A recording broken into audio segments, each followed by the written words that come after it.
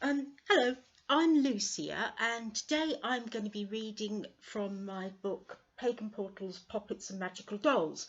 And I'm going to be reading the introduction, which is about the history of effigy magic and puppets and magical dolls. It's called the oldest type of magic because puppet magic or effigy magic really is very old. Anyone who puts a fairy on top of their Yule tree is employing doll magic to guard their home, as well as to bring enchantment into the house in the depths of winter.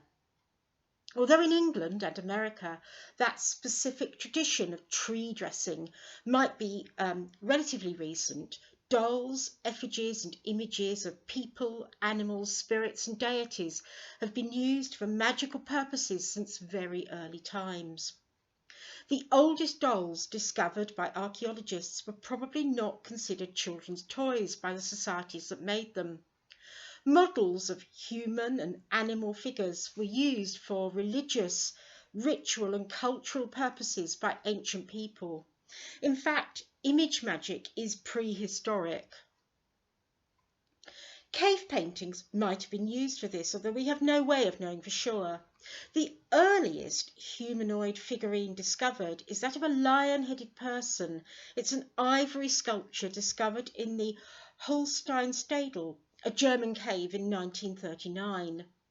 The earliest known entirely human figure is the Venus of Whole Fells, and you've probably seen this. It's an Upper Paleolithic figurine of a woman made of mammoth ivory. It's dated to between 35,000 and 40,000 years old, and it's one of many early three-dimensional depictions of female forms found throughout Europe and into Siberia. It isn't known exactly what purpose such figurines served, but theories that they were used for fertility magic or represented an ancient goddess or venerated matriarchal ancestor resonate. By the time of the Egyptian and Mesopotamian civilizations, image magic was undeniably big business.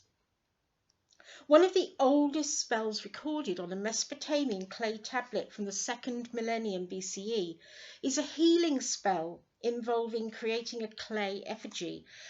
It's a cure for dog bite. Now, according to Professor Owen Davis in the Oxford Illustrated History of Magic and Witchcraft, the spell instructs you to take some clay, rub it on the wound, and then use it to form a small model of the dog that bit you. You say a small incantation over the clay figure, then leave it on an outside wall to dry. In the sun it'll crumble. As that happens, so will the wound dry up. Today, of course, I'd recommend going to A&E if you get bitten by a dog, and as first aid, I'd probably recommend covering the wound with a sterilised bandage rather than some clay. But I do believe a little complementary magic can help the healing process, and effigy spells can be an important part of that still. The ancient Egyptians believed that all statues, images and figures contained something of the spirit of what they represented. One example is the ushabti or answerers, which were small figurines representing servants intended to do the bidding of important people in whose tombs they were buried. Greek and Roman children had dolls, although they were more than just playthings. Young girls made clothes for their dolls and, on marrying, dedicated them to a deity, which might be the Greek goddess Artemis or her Roman equivalent Diana. Magical effigies were also used in other ways in Greco-Roman practice, according to Martin Duffy, author of Effigy of Graven Image and Holy Idol. Kolossoi were small dolls used for ritual purposes, often curses. They were named for their victims, melted or broken, and then taken to a cemetery where the spirits of the restless dead would intercede on the magician's behalf to give them what they desired. This technique travelled to Britain and is possibly the origins of folk magic traditions using effigies in this country. The title of this book includes the word poppet, which is a word used in traditional English magic. It comes from the Middle English spelled P-O-P-E-T, meaning a small child or doll. And since medieval times, that could refer to a small human figure employed in witchcraft or sorcery, as well as for children's toys. According to Martin Duffy, the earliest mention of the word poppet in English is in the 10th century in a charter, in which a widow and her son were charged and had their lands confiscated for putting an iron nail in an effigy. The root of the word is the Latin pupa, meaning a baby girl, and it's also an early form of the word puppet. It's the word that I was taught to use when I was training in the craft, and it is one that I like. After all, a poppet is a name of endearment, meaning a sweet little thing, often used for a favourite child. When I create a magical doll, it's some way like a little child to me, although one made of fabric or wood or clay or wax rather than flesh and blood. Dolls are still commonly crafted items for use in sympathetic magic, following the idea that things that look like something have a sympathetic and symbolic connection to that thing. Created in the likeness of individuals, dolls can be used to represent them in spells to help, heal, or harm. This book is about many ways in which dolls can be used in magic, how to make them, enchant them, and employ them in modern witchcraft, as well as offering an overview of folk customs. In simple terms, when you're casting a spell, you generally either create a mental picture of what it is you want to happen and put energy into that to make it so in the real world, or you create a physical object to represent your desired effect. And a magical doll is one of the best and most time-honoured ways of doing that. Now, you might wonder why I've not so far mentioned the term voodoo doll. Well, I have now, and I'll go later into more details, but I will explain here why it isn't my preferred phrase. It's a common misconception that a principal element of voodoo, or hoodoo, is sticking pins into dolls as a curse. And that misconception comes from 20th century books and films by white Americans and Europeans who didn't fully understand the tradition.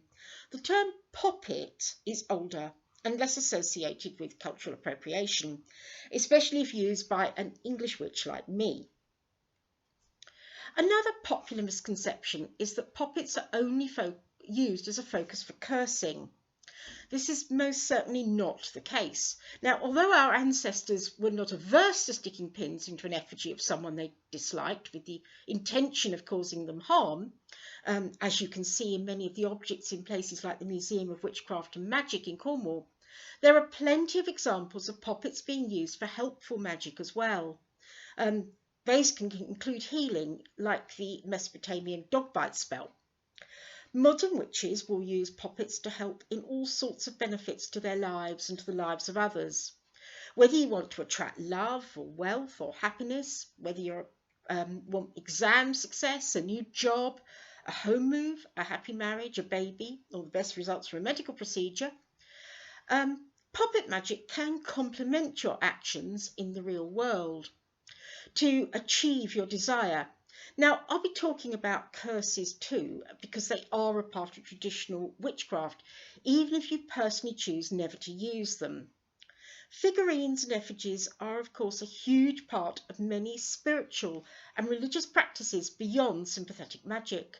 They can help us visualise gods and goddesses, ancestors and other beings from mythology in order to petition them or honour them in rituals, and like the Yule Tree Fairy that I mentioned at the beginning, they have a role in seasonal celebrations and festivals. Dolls are certainly not just for children. For witches, they can be our companions in magic and protectors of our homes, symbolise the god and goddess on our altar, and be practical tools for casting spells. The one thing poppets are not are toys. Always take magical practices seriously. It's fine to try out poppet making to learn more about it, but don't do it just for fun. As the saying goes, be careful what you wish for. Now that's the introduction to my book, and it goes a lot more into the practical uses of how to make poppets, and I will be reading a little bit more from my book in the future on another video. Well, thank you for listening to that. I hope you enjoyed it, and goodbye.